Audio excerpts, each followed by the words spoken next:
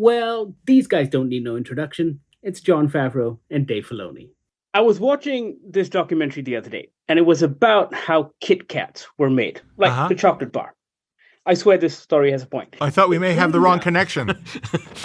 You want to talk to the... You were talk to... In the next room, we have a candy convention. Are you sure we didn't get our wires crossed? Hook me up, man. So it turns out the chocolate inside the Kit Kat, the thing that makes it taste so good, is actually ground up Kit Kat.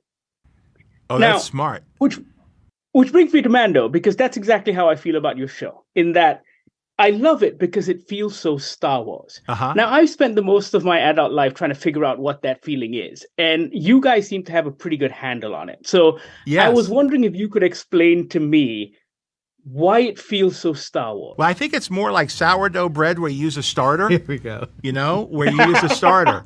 So Dave is the starter. Is that right? Because Dave got the starter. We're sticking with this metaphor then. Oh, yeah. He got it from George, right? Yeah. So Dave got to sit with George for over 10 years. Mm-hmm. And it's one thing to hear somebody speak about something. It's another thing to actually sit by their side and you absorb lessons. Humans don't learn intellectually. We learn by doing and by the ritual of that.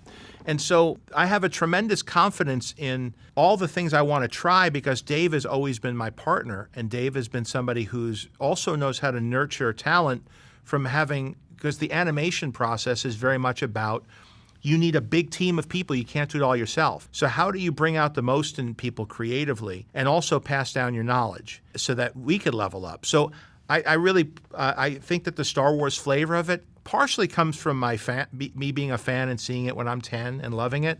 But really, it's me immersing in the culture and Dave introducing me to how you tell stories in this world. Very cool. I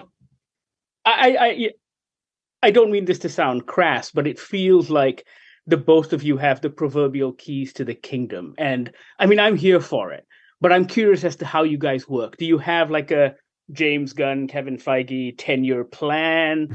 Are you making it up as you go along? Well, Dave's actually even more involved because he works at Lucasfilm as well, so he has a hand and involvement with everything. There's a plan, a broad plan. I talk to if you're making Star Wars, I'll talk to you at some point. We'll have discussions. You know, the tricks are you want to make sure that everyone's doing something unique, that you're not doing the same thing as somebody else, but you don't want to make it so strict that the person coming in can't be expressive and true to their own creativity. And so I try to create a balance between all those things. Like I knew Jon from before when he did a voice on Clone Wars, and when he came in with a pitch, having seen his films and stuff, I'm like, you're a natural for Star Wars because Jon does a unique brand of it's very fun, funny, but very heartfelt action. That's a difficult combination, and it's something that I always found I liked about Star Wars. It's uplifting.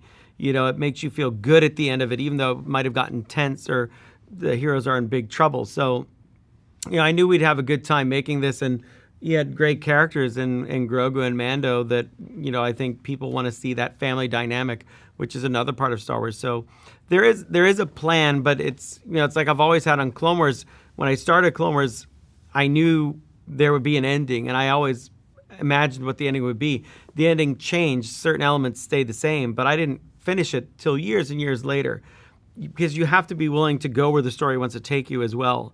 So it's not laid out precisely. But also we're fitting into a much larger storyline, so we have to fit in to what is existing, because I think the thing I'm most proud of with this is that we seem to draw Star Wars fans from all different segments. Like, if you like the Clone Wars, we're definitely we're right there with you. And prequels and the original trilogy and sequels, we love that all Star Wars fans are coming together because it sometimes feels like there's different groups of Star Wars fans. But when you go to Star Wars Celebration, which is the big convention, they're all there taking pictures together, having fun. I think the internet makes it look like people don't get along as much as they do. And I love that everybody loves to come to this show and we could all enjoy things together. And so when you see discussion on the internet, you'll have fans of all different ages from different areas, different backgrounds, and they're all excited to be part of it.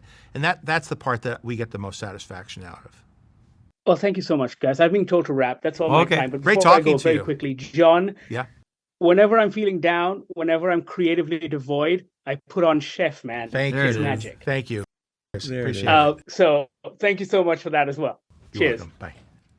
Let's go ahead and cut, please. Fun guy to talk to, huh? Yeah. I thought you had completed your mission, but you're still running around here with the same little critter. It's complicated. Let us know what you think of the latest season of Mandalorian. It's now streaming on Disney Plus Hotstar. Sound off in the comments below. Also, watch our other videos right here on YouTube. Like, subscribe, tell your friends, tell your family. You know how all of this works.